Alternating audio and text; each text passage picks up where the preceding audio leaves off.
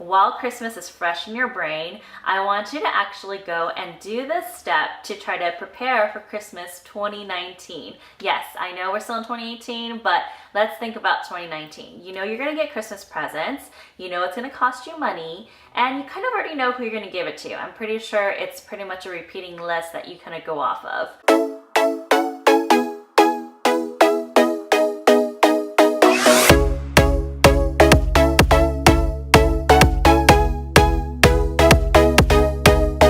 Hi guys, it's Diana. I just wanted to jump on here really quickly before I go pick up my son to wish you guys a very happy holidays. I hope you guys all had a great time on Christmas and got to spend time with your family, got some rest. Hopefully didn't spend too much money, but it's okay if you did. You can always pick back up for the future, whether it's today, tomorrow, the day after, whenever you decide to choose to save some money. So I wanted to actually get on here today to talk about Christmas, and I wanted to talk about Christmas for 2019.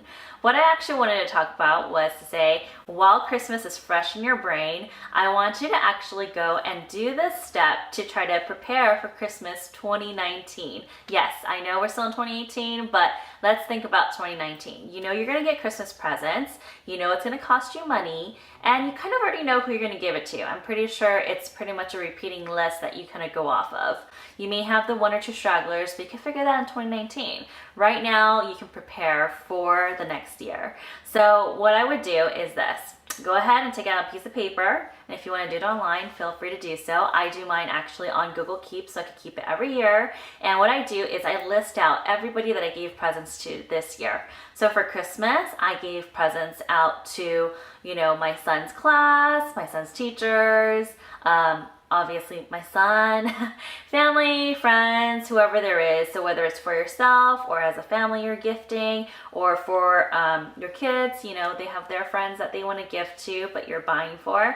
So anybody, just go ahead and make that list and put them all on there. So most likely than not, if you gave them a gift this year, most likely you know you'll give them another gift next year. So go ahead and add them to the list. You can always change it throughout the year. You have 365 days to change this list. So go ahead and make that list, and once you do that, you can stop there. Or actually what I do is I don't just make a Christmas gift list, I make a whole year gift list. This is going to include birthdays, this is going to be any holidays that you guys celebrate that you might have to buy something for or spend money on for, like let's say a birthday party, or if it's going to be like for us, we celebrate Chinese New Year, and so it's having that big family meal and the cost of that.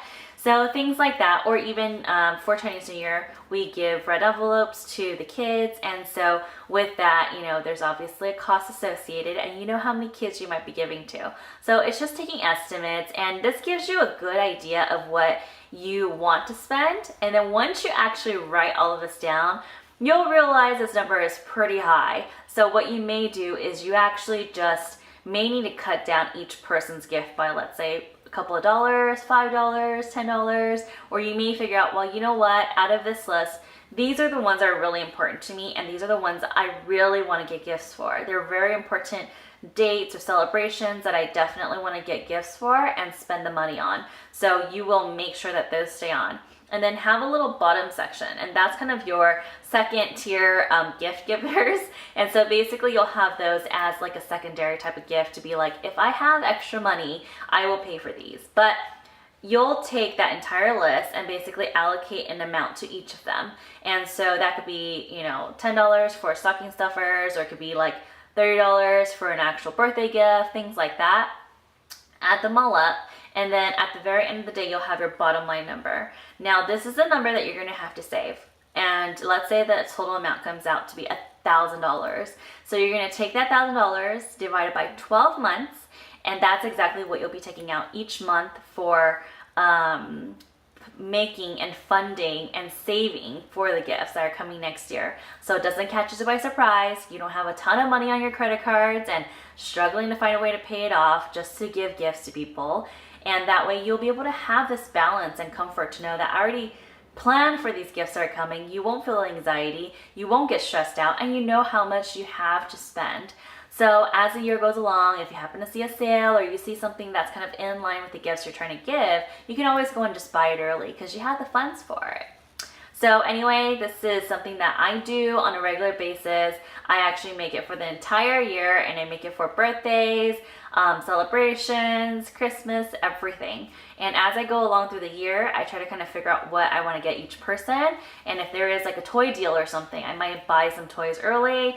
If I do see something that I like for someone earlier in the year, like when they're doing Black Friday, let's say, and they're starting it early and earlier now, so sometime in October, early November, I will look for it and probably buy it then so I can have it on hand and get it at a deal. So this is a great way to save. It's a great way to save money when you're buying presents. It's a good way to know how much you have to save, and that way you can already start prepping for it. Another thing I wanted to add is if, let's say, you do have the amount, and let's say it's that $1,000 that you have for your budget, and you do get paid, let's say, twice a month. So that means that you'll take the $1,000 and divide it by the 24 paychecks that you'll be getting in the year, and that way you know how much to take out of each paycheck. Because sometimes when you do it that way, it forces you to actually take it and on a habit of taking it out when the money comes in, versus, let's say, if you're saving by month and you forget to do it at the end of the month, or you run out of money at the end of the month, then it may not be so sure that you will actually take the money out for the gifts. So anyway, I hope you guys will give this tip a chance and try it out. You're not gonna lose anything by this except being more prepared. So at worst, you fail and you just go back to your old ways. But I really do feel confident that ever since I started doing this and keeping more organized and knowing who I'm getting gifts for, how much I'm spending, I really have been able to save some money and when I'm buying gifts early, and also just to make sure I'm always within budget for gifts that I want to give to people. So that way you can always prioritize as to like what's more important, having this meal or making sure that the kids are going to get a Christmas gift and I'm not going into debt at the end of the year. So anyways, I hope that you guys had a great holiday once again, and I hope that you guys will try this out. Get out that sheet of paper and write down exactly who's on your nice list to get gifts for, and that way you can figure out how much you need to save every single month. All right, I will talk to you guys soon. Bye guys.